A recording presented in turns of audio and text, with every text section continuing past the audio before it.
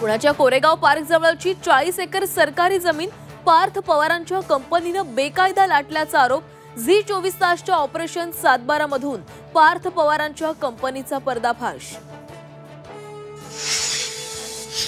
पार्थ पवारांच्या ओमेडिया कंपनीचा पत्ता अजितदादांच्या बंगल्याचा 1 लाखाच्या भांडवलावर 300 कोटींची जमीन खरेदी।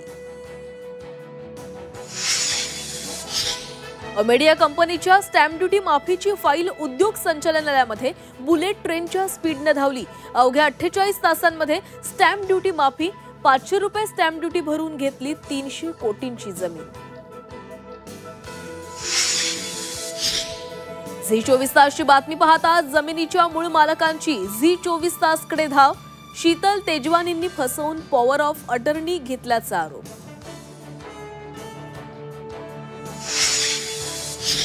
ही 40 एकर जमीन सरकारच्या मालकीची, पुण्याच्या जिल्हाधिकाऱ्यांचा स्पष्ट निर्वाळा।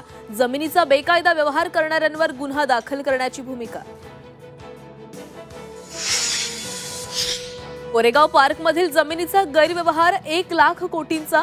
झी24 तासच्या बातमीनंतर विजय वडेट्टीवारांचा आरोप। निवृत्त न्यायाधीशांमार्फत चौकशीची मागणी। झी24 तासच्या धाडसाचंही कौतुक। पार्थ पवारांचा जमीन गैरव्यवहार प्रकरण हा ऑफिस ऑफ प्रॉफिटचा विषय। अजित पवारांचा एका मिनिटात राजीनामा घ्या, अंजली दमानिया यांची मागणी। निवडणुकांमध्ये राष्ट्रवादीला हाणून पाडण्याचंही आवाहन।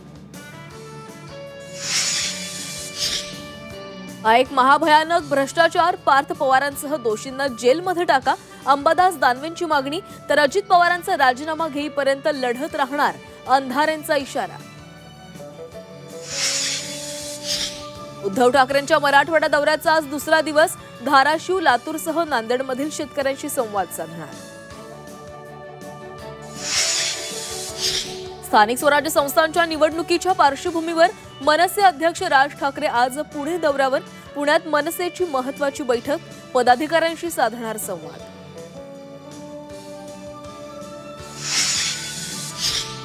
बिहार विधानसभेच्या पहिल्या टप्प्यासाठी आज मतदान। 121 जागांसाठी तब्बल 1314 उमेदवार रिंगणामध्ये। महागठबंधनचे मुख्यमंत्री पदाचे उमेदवार तेजस्वी यादवांसह भाजपच्या दोन्ही उपमुख्यमंत्र्यांचं भवितव्य पडाला।